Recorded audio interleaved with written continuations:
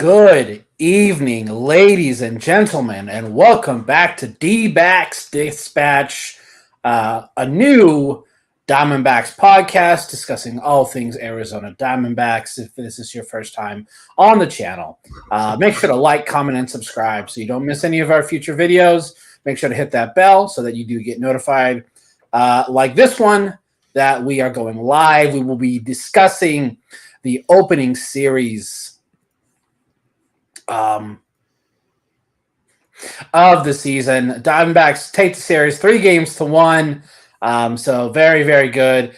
Yes, Shug, thanks for stopping by. Yes, you are a Dodgers fan. I was going to talk to you about having you on when we actually discuss D-backs Dodgers. Always very, very fun. Shug, thanks for stopping by. I really do appreciate it. Just before I forget.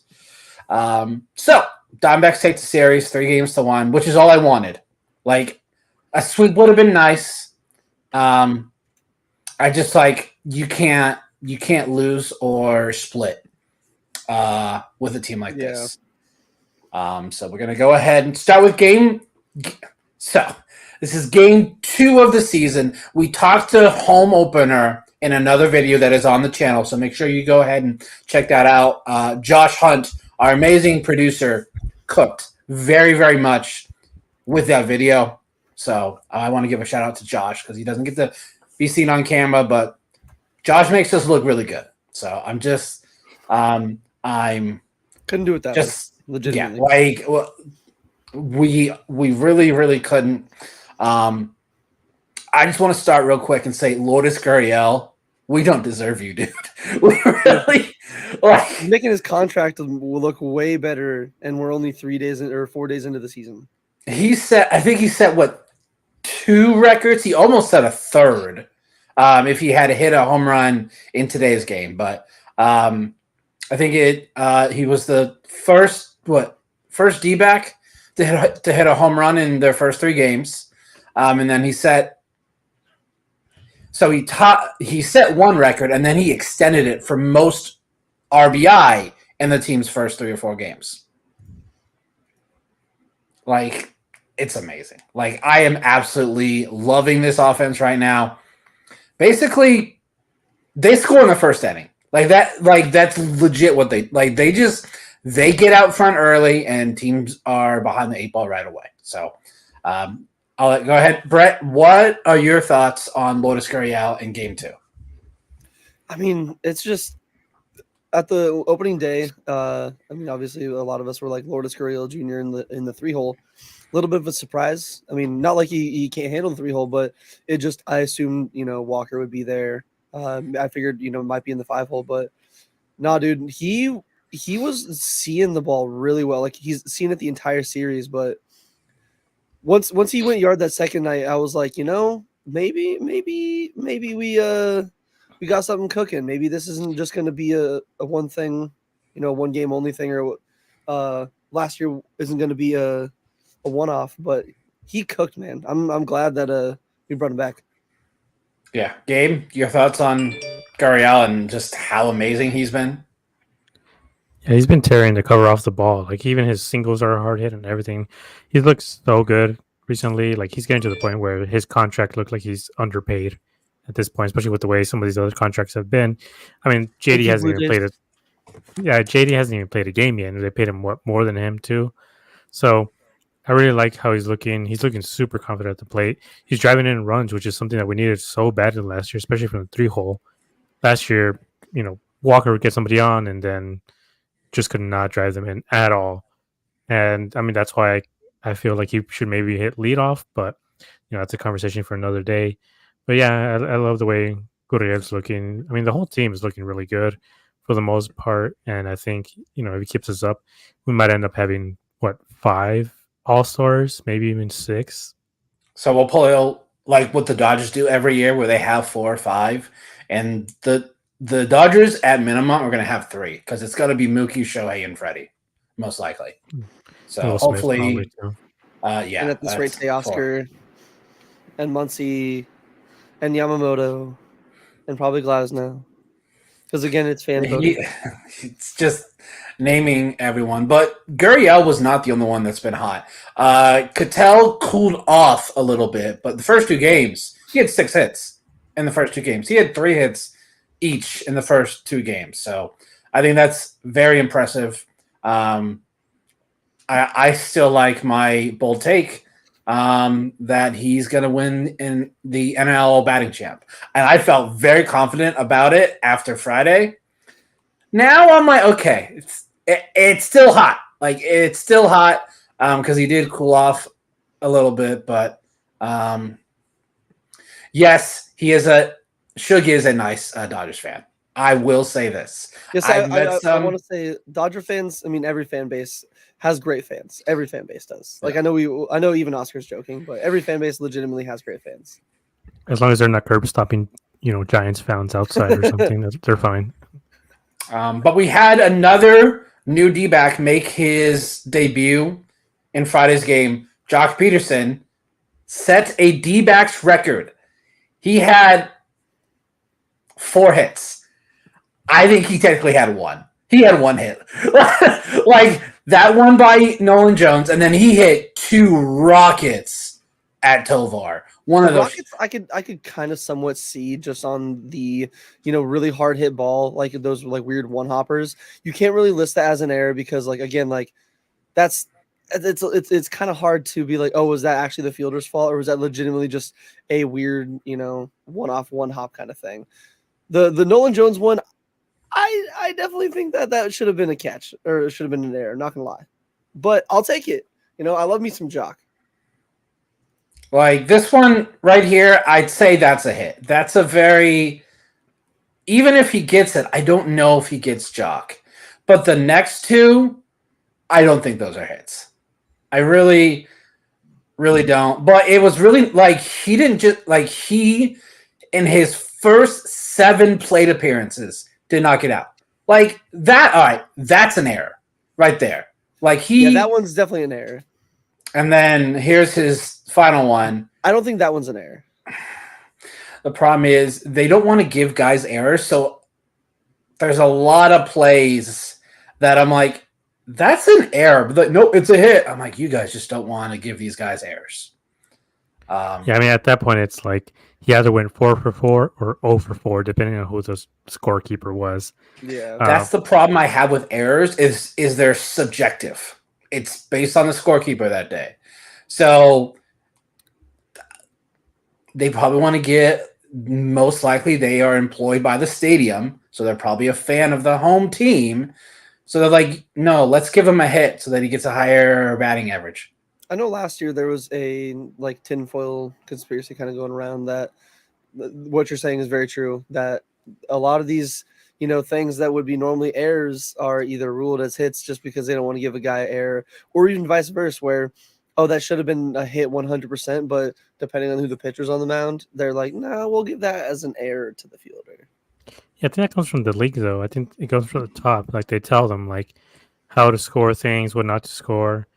Same with the umpires. That's why there's certain years where they call certain things, like, super consistently. Like, if they called certain check swings, they overreact to check swings or balls high in the zone, low in the zone. It all comes from the leagues. They tell them straight up, like, okay, look, this year we're going to focus on this or that. So that's why you see certain overcorrections every once in a while. So, yeah. And I think this first series, we found out what Torrey's doing with DH until Randall Grichuk gets back. Righties, it's Jock. Lefties, is Blaze, which I'm fine with. But, dude, Blaze is getting gypped on some of these calls. Hey, he's had 2 strikeouts that I'm like, those are not strikeouts, sir. Yeah. So even my dad's texting me at both of the games, and because my dad watches at home. Like me and my mom, and then me and the homie Jason were at the Dbacks games, and he was like, "Nah, dude, Blade, like both of the ones you're referencing was a solid like 2 pitches inside off of the plate." Yeah. Where robot umps, please. Even today, fought like when I was watching the game, ended up throwing an absolute amazingly dotted 2-2 fastball up and away, I believe, to Nolan Jones. It was right before he threw that backdoor slurve that just caught the corner. So, did make up for it. But again, it's still one more pitch he had to throw because he threw an absolute perfect pitch that the umpire was like, well, I can't react to a 97 if you watched like that. Phillies Braves yesterday, the ball's in the middle of the plate, calls it a ball. Yeah, I saw that clip. Like when I watched that live, I'm like, I'm sorry, I'm done. We need robot umps. That is despicable. That is so bad. Like it is absolutely awful. I here's the thing. Like I know the umpires union is just like it's way too strong. Like they literally feel no repercussions at all. Like the guy who missed the ball middle, like he won't face literally any repercussions for what he did. But if they don't want to institute the robot umps, why not just use the system having the minor leagues? If they feel they got a strike that wasn't called or a ball that was called a strike or whatever, just tap the helmet, give every team three chances, and that eliminates the robot umps conversation. I think Jordan Lawler's in favor of it because he did it in the spring breakout game with a busted wrist and then hits a double on the next pitch or like a couple pitches later. That's what I'm saying. It's like it's one of those things where it's like that's not even showing the ump, showing him up anything either. Like if his feelings get hurt, just do a better job. Stop sucking at that point because they're showing. I mean, what else is there to say at that point? Like, what's going to argue? There's an interesting take because I was listening and watching the Dodgers and Cardinals game from Sunday Night Baseball today, and they were interviewing Kike Hernandez. And while I don't know if you guys were listening to it at all, the hot mic was catching his pitch comm going change up, fastball inside, like a good 7-8 pitches where you heard the pitch coming in. And thankfully TV's delayed. But my first thought went to, okay, like what if the Cardinals had this on the thing and they just heard that, randomly? It made me think, but there was somebody on Twitter that had a take of, something like that needs to be implemented to the umpires, because if we're expecting these, athletes in their prime ages where their, eyesight and their vision can react to these, 95, 99 plus mile an hour pitches with movement, let the umpires have some way to know what pitch is coming and, so they can react to it. And I even saw some of that could lead into umpires having favoritism for some teams depending on calls and whatnot. And that's where it's not a perfect solution. It was just an interesting idea because of what I saw. It was wild. So what you're saying about letting the umpires have a pitch comm, I like it because I think there's a lot of times where they know baseball and they're like, he should be throwing this pitch in this location, and they're looking for it. And when it's not, they get thrown off. And I think that's what happens a lot. Or by the way, Oscar, this is a setting that you can actually turn off to where it's actually 100% ball to ball. It only is, I will say, it only is in the offline modes or in non-competitive online modes. If you want to do it in like franchise and stuff, it'll work. It doesn't work in Diamond Dynasty. But sorry, slight tangent. But tangent. Yeah. Merrill Kelly got the start, and he looked exactly as he did all of spring training and his last start there in the playoffs. Like he looked phenomenal. He went 16 straight retired batters. Like he was just in the flow. You couldn't get a hit. He almost went 7 innings, 79 pitches, 8 strikeouts, 6 on swing and miss. So he was having these guys just guessing. Merrill is, I will say this, I will die on this hill. He's one of the most underrated starting pitchers in all of Major League Baseball, which is really funny because what was it, 2019? Torrey literally told him, "You are the worst starting pitcher in all of Major League Baseball." Like he was at risk to no longer being a starter, and now he is. I don't remember the number, but I believe he's gone at least 5 in like 30 plus starts. So when the reason why we call him Merrill the mainstay, because we know he's going to give you at least 5. And he looked phenomenal. I think the reason they took him out It's his first start of the year. And they were up at that time. They're like, "You look good. We'll go ahead and we'll take you out."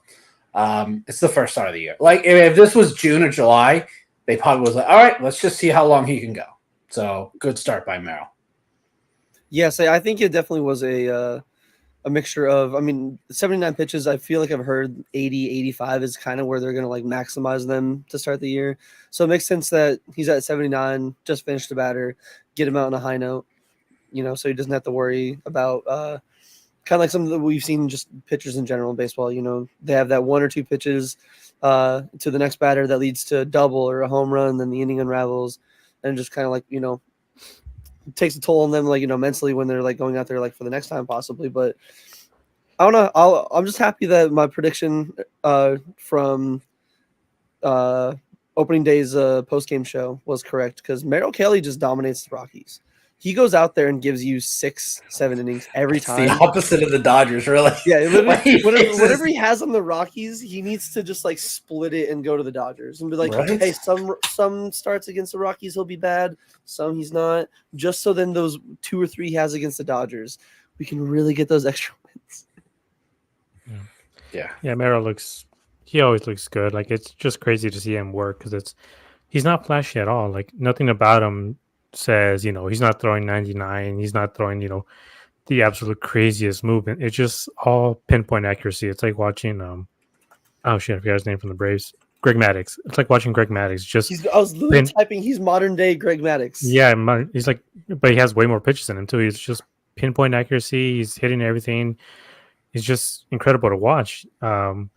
Also, like I tweeted out talking about Brandon Pfaadt being the ace, but honestly, when we have like 4 legit aces on this team, like these 4 or even 5 guys. What's funny about that tweet? Number one. A lot of people agreed with you. Yeah, because like that, you got a bunch of likes.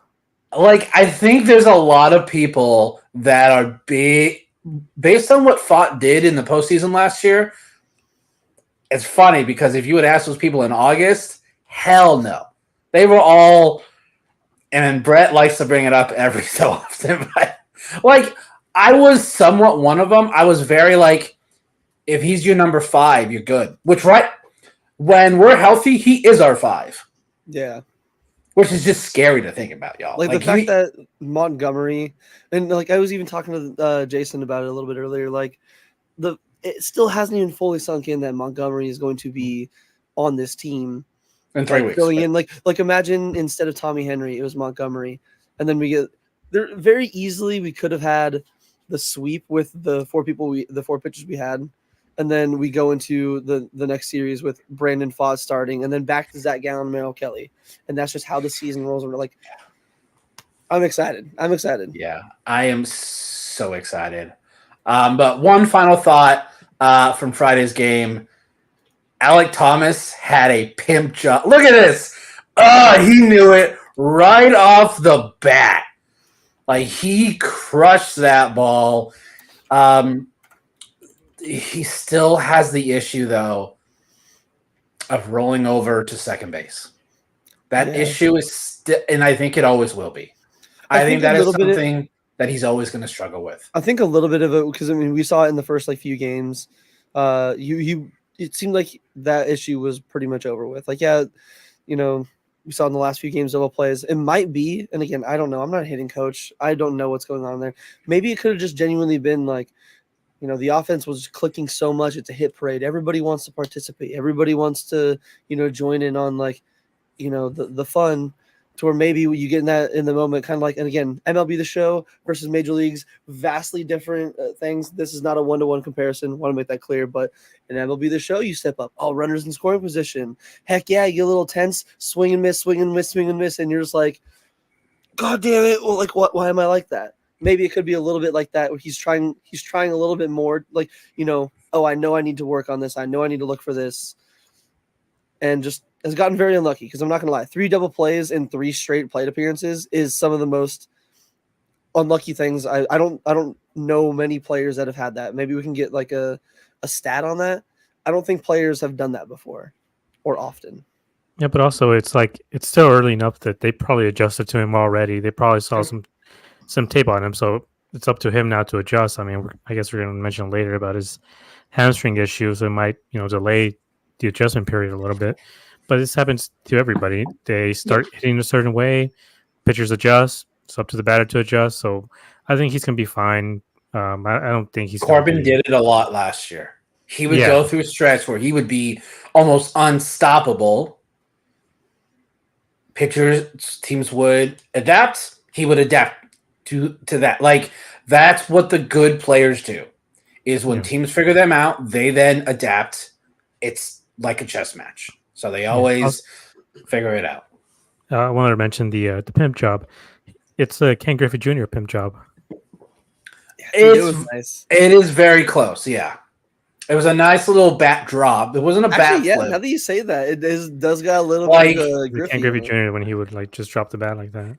So very It's like, impressive. just put a little English on it, put a little Griffey on it. So we won game number 2. So we started 2-0.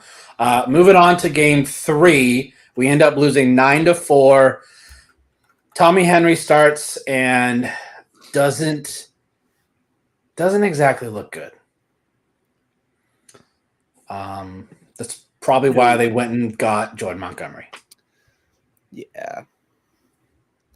I mean, he wasn't great, but like the offense did not help at all. I saw a few times 2 runners on, no outs, and they just strike out, 4 different pop times, up, double plays. and like they had 4 double plays in this game. Yeah. Just rally, just when you're like, all right, we're making a comeback. Nope, double play. You're like, son of a. I will say, being there in person, obviously it was the bobblehead giveaway. The crowd was energetic the entire time. It was really nice to see. Like, I think once Doyle hit the home run, it kind of really deflated the energy. But again, seeing the offense kind of struggle through all the double plays again all night, the crowd was still there, and I want to note that every time I can, because that is what I want to see. It keep the energy every single game. Loved it. Yeah, I'm also glad the crowd isn't like drunk and fighting each other. Like, there's been a bunch of clips coming out from the Padres stadium, and that's awesome. At the Giants, some lady got pushed or something. I'm just glad our fans aren't that stupid or drunk. I mean, we're stupid enough to do the wave. Sorry, low blow. No. I apologize. Yeah, I'm not going to go on a tangent on the wave because I do it all the time. I think it's the most pointless thing to do at a sporting event. So Gurriel in this game continued his streak, 3rd straight. By the way, these black jerseys and the teal. Oh my Lord, Brett, how good do they look in person? Dude, let me tell you, like every jersey just looks so good. Like I think it really helps under the new LED lights. Like, I wonder if they tried to, match the colors and all that beforehand so they knew what it looked like. But the lights with the new jerseys, they look so good. Like, I was this tempted to go and buy 2 like black or Corbin Carroll jersey, or no, sorry, Brandon Pfaadt jersey, and then maybe like a Marte jersey in the black ones because they look that good. They're so beautiful. They really, really killed it with these uniforms. Yeah, like they look so good. Another first for one of our new D-backs. Suarez hits his first home run as a Arizona Diamondback. Listening to the broadcast, it was hilarious because Bert was talking about, he always, he's led the league in strikeouts 3 times the last 5 years. 2 pitches later, he does that. I'm like, finally, we get a Bert blessing instead of a curse. He does it all the time. He'll say something. That's why if we get someone that throws a no-hitter, I will mute it because I don't want to hear him say it. Yeah. So he's literally for any of you guys that are wondering, what are you talking about? Please just pay attention whenever Bert is doing a, talking about a player. It happens a lot about when Merrill Kelly, great example. Whenever Merrill Kelly would have those starts, against imagine against the Rockies the other day. And he randomly goes, 4 batters in a row. Merrill Kelly has retired this many batters in a row. Really impressive streak. And just keeps keeps on just bringing it up, and the next thing you know, double, single, double, like every time. Where I get it, Bert. You gotta, as a broadcaster, that's your job. You got to talk about the game, but even last year when him or Zach or somebody is through just 3 innings, 9 hitters, 9 outs out of 27, and he's like very, very obviously going, he is through 3 clean innings, no damage done, and we'll do it in the 4th and the 5th. And I'm like, Bert, please stop. Just stop. Right. Christian Walker had his first sorry, yeah, I thought that was Saturday. So it was Friday. Christian got his first home run of the season. So my prediction of 30 homers, 100 runs driven in, it's off to a good start. But Saturday really was the big story to me. The positive, Gurriel sets a franchise record, home run in 3 straight games to start the year. The negative, Tommy Henry didn't look great. But once Erod's healthy and Montgomery is healthy, he's going down to Reno. I think that was what was supposed to happen anyways. That's the thing. It's like, yeah, he wasn't supposed to be there. It's just Erod got hurt and Montgomery isn't ready yet. Like, if the season would have started with both of them on the roster, he wouldn't be there, and probably Nelson would. I think Nelson wouldn't have either. Once both of them are healthy, I think Nelson showed last year in that World Series game that he could be the long man out of the pen. Mm-hmm. So maybe they send down Frias. I think Frias didn't look great. I don't think they would send Frias down, just because if they send him down, when they bring him back up, they can't bring him back down again. He has to either stay on the roster, or they need to cut him loose or trade him. They can't work with him anymore like that. Yeah. I don't think they want to do that with him. So I kind of think I think Tommy still has options, yeah. So, but no, we got our first loss of the season, so 162-0 is no longer possible. We can still go 161-1 though. That is still possible. So we're up 2 games to 1. We have today's game, which we end up winning 5-1. Good day. We score again in the first. Like, this is going to be a thing. Like, I'm very curious how long they can keep this going, where because they've done it every game. They scored at least 1 run in the first. Like, it'll be a good test this upcoming week, because the Yankees pitching staff was pretty locked down in Houston. They were. I know Stroman had a really good game. I know Nestor, I believe, got hit a little bit, but I mean, again, it's the Astros. Yeah, lineup, tomorrow is Gill. And then Monday is Cortez, and Wednesday's a day game. Which Wednesday is Rodon. Oh, okay. So yeah, we'll have to definitely wait and see. But moving on to Sunday, Carroll got chaos started. This was just an amazing start. So he walks, which he's done. It's pretty much what he's done. Bouncing, goes and steals second. Stallings, terrible throw. Gets to third on the error. And 2 batters later, Gurriel. And what does he do? What he's done all year, drives him in.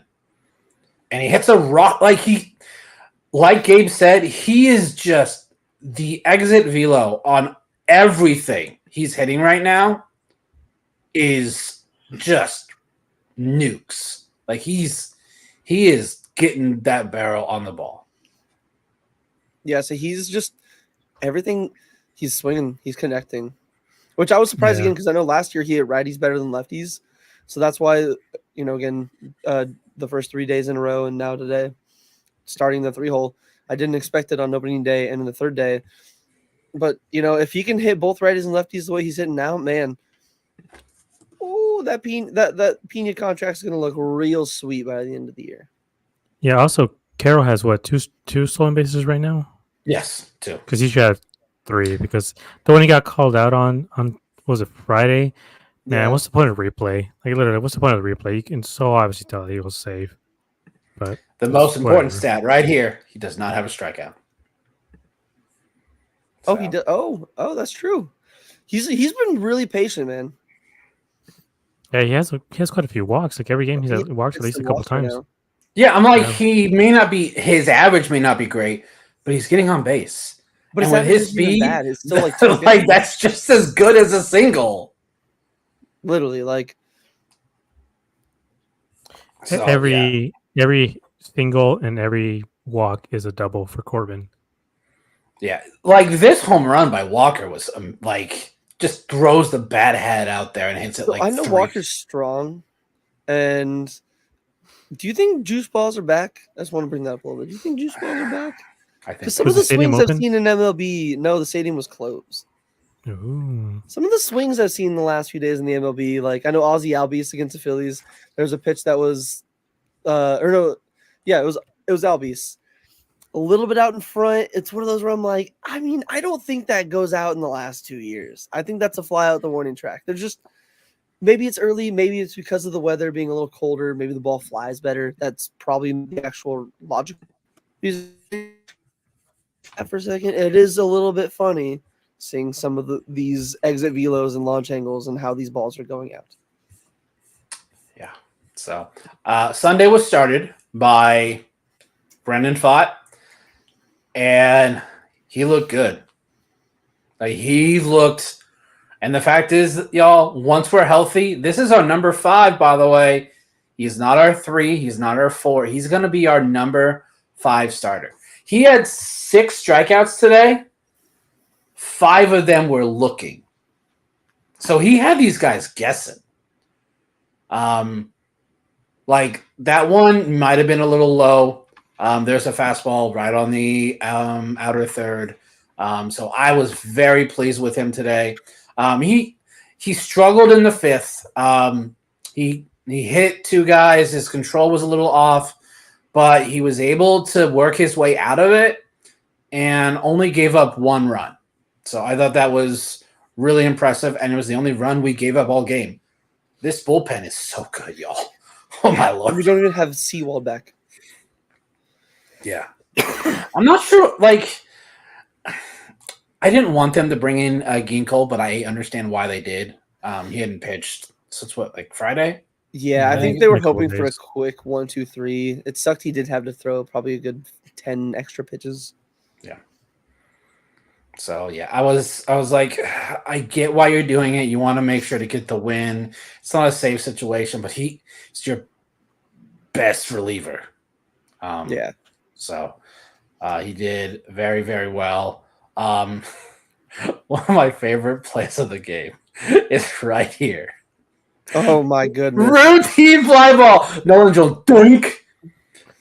I feel bad for him as a person, but as a Diamondbacks fan who, he was playing against us, god damn, that's some of the funniest shit I've ever seen. Like, that looked like me and Like Beard it's league routine, and it just clanks off the tip of the glove, and just the floodgates open because next batter Gurriel hits a freaking line drive missile down the left field line. That should have been the last out, and there were 2 runs that scored because of it. Now, it wouldn't have mattered because we still would have won by 2, but routine errors piss me off as a fan. You want to know why it did matter? Because Dalton Feely, known Diamondbacks fan, predicted before today that after last night of not being at his home and going to a concert and blaming the loss on him, he said he's at home watching the entire game. Dbacks win 5-1. I remember seeing that at like 9 in the morning, maybe even 8. So he tweeted it early. So Nosferatu, not Nosferatu, what the hell? Nostradamus. Nostradamus. You know what I'm talking about. You know what I mean. But that man cooked in his predictions. I need him to put out a tweet like that every day. Every day. Just as long as the D-backs are winning. We need to get him on the pod is what we need to do. I mean, I'm down. I love Dalton. Right? Yeah. Let's ball legend. So but we won 5-1. We've looked again, y'all. It's the Rockies, so we gotta pump our brakes a little bit. Yeah, so we're really gonna have a test this week. Yes, we are. Yankees are 4-0. They went up against the Astros, so it's not like they played the Rockies or the Athletics. But these games, I think, are going to be Tuesday's going to be such a good game. Gallen versus Cortez. I'm It very should have excited. been Gallon versus Cole, and I'm kind I of know. about it. Yeah, I wanted I'm to see. We wanted to see it so bad. I got the Jason, good friend from New York, is in town. I don't know if they hold on. There you go. Yeah. He's in. Got him to buy Dbacks yesterday. Oh, he's not gonna be wearing that on Monday or Tuesday. No, he's got his Yankees gear, but he's Yeah. in town, and we were definitely a little bit bummed that Cole was not going to be on the bump, because when we planned it, we were like, yeah, we really want to see Gallon versus Cole, and But no, I think this is what you do to teams that you're so much better at. You are supposed to run through them. So they need to do this every time they play. So I'm hoping that they do beat up the team on teams that they are definitely a lot better than. So my overall thoughts from the series, Gurriel just continue to stay hot. Like when I saw that he was in the 3 spot, I was like, I don't feel like he's a good 3 hit. I was so wrong. So wrong. Where's the easy out? Like I don't see an easy out with his offense. Like, because it's not like you can pitch around the top 6, maybe even top 7, because you're gonna have Ketel, Carroll, Gurriel, Walker, Moreno, Suarez. And then Jock or Randall Grichuk. Where's the easy out? Like, it's like you can try to pitch around one of them, you're gonna get burned. is this what Dodgers? And they all steal too. Yes, we have speed.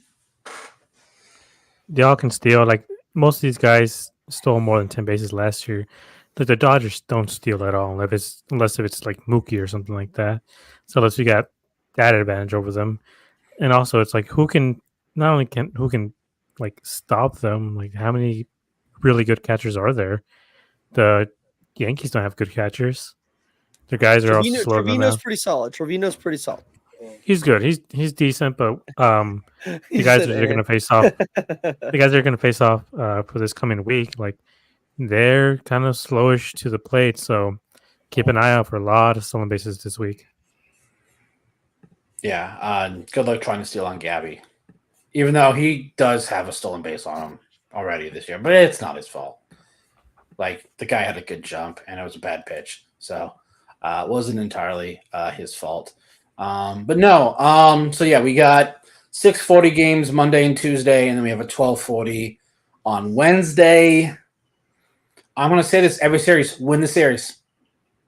You win the series, you're going to be in the running for that division for sure. Yeah, so I'm definitely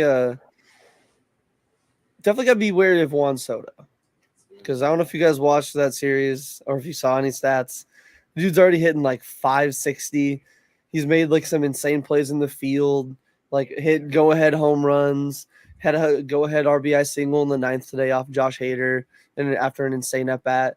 That dude is on fire. Hopefully his track record hitting at Chase Field, I think he's hitting around 212, 215 in his 20 games that he's played here. Hopefully, again, as a Diamondback fan, I know Jason's over here like, he wants to see Soto and Judge go back to back in person. But man, it's gonna be a real test. It's gonna be like how last year we started off the year having that tough schedule to show them, like, put them through the grinder and show that they can win and compete.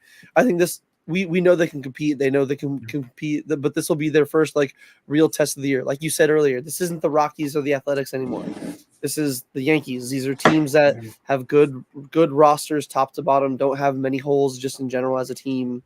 Like you gotta bring your A game. Yeah, definitely for sure. I think we win tomorrow. For sure. Tuesday, I don't know. Tomorrow's the game for me because I know it's a new season, but Ryan Nelson has speaking of track records at Chase Field, Ryan Nelson got absolutely rocked at home every game last year, except for the World Series game that he came in for relief. Like every game in the regular season, it would be like, a completely different person that showed up at Chase Field. Again, it's a brand new season. We don't know. We don't know what he's changed from last season to this season. I'm not going to use this as a basis to judge him. I think, and I hope he'll do fine. But again, it's still something to at least know and keep in the back of the mind, especially against a really powerful, like, there's a lot of guys in the team, not just Soto and Judge that can hit homers. Like Doogie can still slap it out. Rizzo can still hit it out. John Birdie is a menace, and he's a gnat. Like he just will bug you and pest you the entire time. Like he's stealing. Like he's fast. He's a good hitter, good defender. Like it's going to be a good test. Yeah, well, definitely. Like I am so excited for the game on Tuesday. And probables for Wednesday, it is Rodon and Kelly. So that will also be a pretty good matchup. So, yeah, I don't know how this is going to go. I think I would say to the D-backs, like, don't focus on the pinstripes, just focus on the players, like going one-on-one with them, because I feel like that's kind of what happened to them last year when they went into New York. I guess they kind of got distracted by the bright lights and the fact that they're playing the Yankees. And they just were making easy mistakes and stuff. So, don't focus so much on the jerseys. Focus on getting the outs. These are players just like anybody else. Right now I'm seeing the lineup. Most of them are batting like 120. They're winning because Houston sucks. Like they made so many errors these last few days. They just gave him so many extra runs. So, and the D-backs have much better defense, much better pitching. So I can see them taking 2 out of 3. Even honestly, I can see them sweeping the Yankees. I mean, that's my bias. I hope, but I don't know. It's always that, like with baseball, you never know. It's a new series. It could be the random Glaber gets one pitch that that hangs, that gets him clicking for the rest of the series. Rizzo's he crowds the plate. So like if we saw kind of like today with Fott hitting 2 people, I know he's not pitching in the next series, but Rizzo can be a pest. One hit batter that leads to Judge or Soto or the rest of the lineup coming through. The snowball effect is very real. Yeah, I don't doubt that whatsoever. So it's going to be interesting to see. It's going to be a long season, but we're off to a really good start. Gurriel kind of did this last year too. Like he was very good in like April and May. In June, it was July and August. He kind of chilled off a little bit. So I'm hoping that is not the case. But excited for another year. I love watching this team. Any final thoughts from either one of you?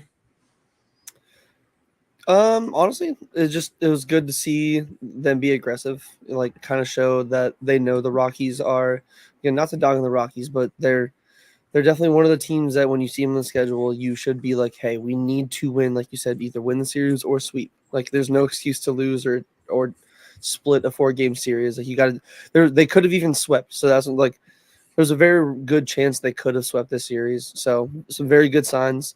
I'm just excited to see not only this team but this crowd for a weekend series now against a fan base that we know that travels pretty well. So yeah, that's because their fans are everywhere. They are everywhere. When you're a successful franchise for over 100 years, man. Yeah, it's definitely what happens. Any final thoughts, Gabe? Yeah, I mean, just they have. I mean, it's the first week, so they have a lot to tighten up. I feel like they're focusing too much on the homers, honestly, especially from what we saw on Thursday. Just focus on hitting singles and doubles. Like, don't go for the homers like they try to do on Friday. They try to score, 4 runs with like a solo homer.